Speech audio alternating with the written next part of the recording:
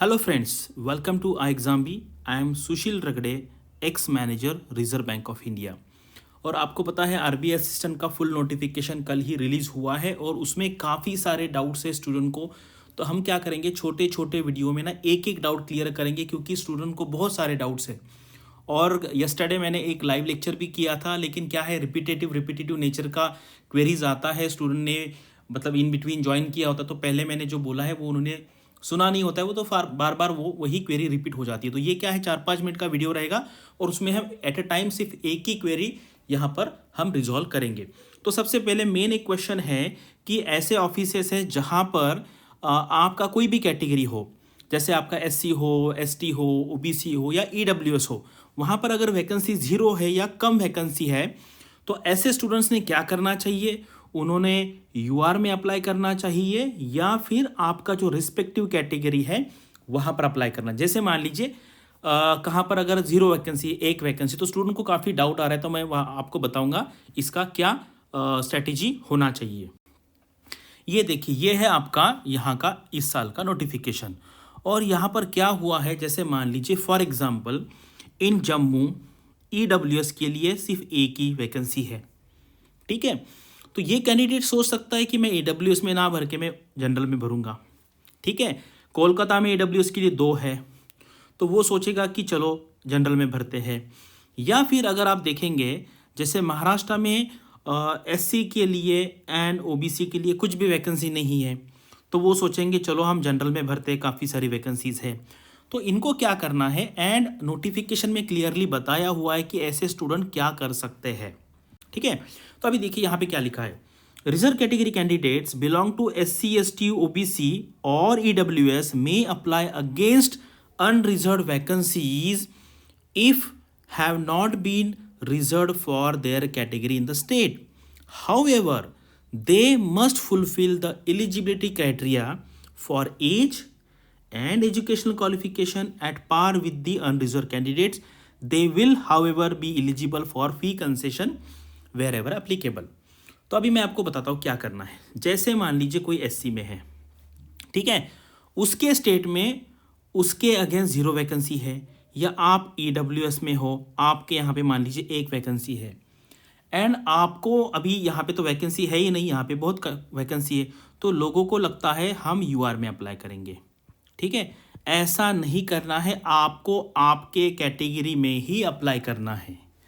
तो लोग कहेंगे कि सर ऐसा कैसा, यहाँ पे वैकेंसी तो 0 है, आप कैसे कह रहे हैं कि आप मुझे कह रहे हैं कि आप यहाँ पे अप्लाई कीजिए एससी में। एक्चुअली रूल ये है, आप कोई भी कैटेगरी से बिलोंग करते हैं, जैसे आप ईडब्ल्यूएस में बिलोंग करते हैं, तो फर्स्ट आपका जो कंसिडरेशन है वो यूआर के लिए होता है, यूआर के लिए होता है first consideration, provided that you are satisfying as criteria. जैसे मान लीजिए एससी के लिए कितना एज लिमिट है, मैक्सिमम 33, और अगर ऐसा कैंडिडेट है जिसका एज 25 है, ठीक है, उसका एजुकेशन क्वालिफिकेशन भी वो सेटिस्फाई करता है यूआर जैसा, तो उसको पहले देखते हैं कि उसको यूआर जितने मार्क है या नहीं है। अगर मार्क है तो वो पहले यूआर के लिए कंसिडर किया जाएगा, और नहीं है तो बाद में उसके रिस्पेक्टिव कैटेगरी कंसिडर किया जाएगा। तो इसलिए जो भी कैटेगरी के स्टूडेंट है उनको उनके कैटेगरी में ही फॉर्म भरना है, वो यूआर के लिए ऑटोमेटिकली एलिजिबल रहते हैं, कंसिडर किए जाते हैं, प्रोवाइडेड उनका एज 28 से नीचे है और उनको 50% से ज़्यादा मार्क है। आपको ये समझ में आया। मैं अभी हम उसी स्टेट के बारे में बात कर रहे हैं। अभी वो जो क्वेरी है वो मैं दूसरे वीडियो में कवर करूंगा कि एक स्टेट का ओबीसी कैंडिडेट दूसरे स्टेट के ओबीसी वैकेंसी के अगेंस्ट अप्लाई कर सकता है कि नहीं कर सकता, वो मैं अलग वीडियो में कवर करूंगा।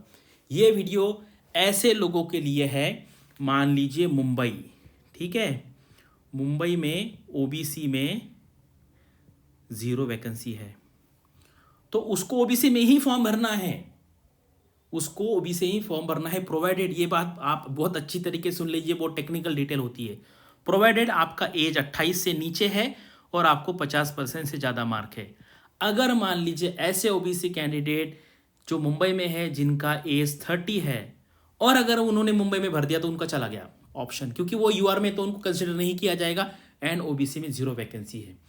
ऐसे स्टूडेंट के लिए क्या करना है मैं वो अलग वीडियो में बताऊंगा, बहुत मैं आपको क्लियर बता रहा हूं। अगर आपका एज 28 से नीचे है, आपको 50% से ज़्यादा मार्क है, तब आपको आपके कैटेगरी में ही अप्लाई करना है।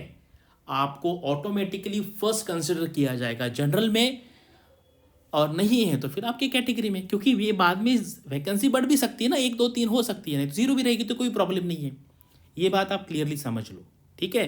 तो मेरे साइड से अभी देखो, यहाँ पर ओबीसी है ना, यहाँ पे 3 ईयर है, 3 ईयर से, यानी कि 31 तक भर सकता है, एससी 33 तक भर सकता है। लेकिन आपको अगर यूआर का बेनिफिट चाहिए तो आपका एज 28 होना चाहिए, तभी आपको वो बेनिफिट मिलेगा, ठीक है।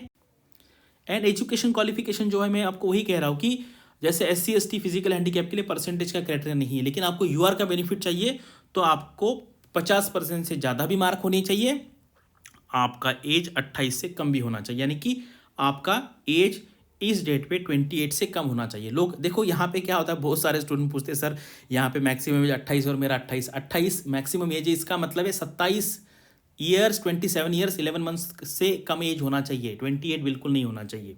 तो ये बहुत लोगों को डाउट होता है। अभी क्या कीजिए, प्रीवियस ईयर के क्वेश्चन पेपर देख लीजिए, फ्री मॉक टेस्ट देखिए एंड मैक्सिमम क्वेश्चन की प्रैक्टिस कीजिए। 50 फ्री मॉक टेस्ट आपको यहाँ पे मिल जाएंगे, बाकी साइट्स पे मैक्सिमम पेड होते हैं, वहाँ से भी आप दे सकते हैं। कम से कम 2 से 3 रिसोर्सेज से आप मॉक टेस्ट रेफर कीजिए एंड 50 to 60 मॉक टेस्ट देने का ट्राई कीजिए।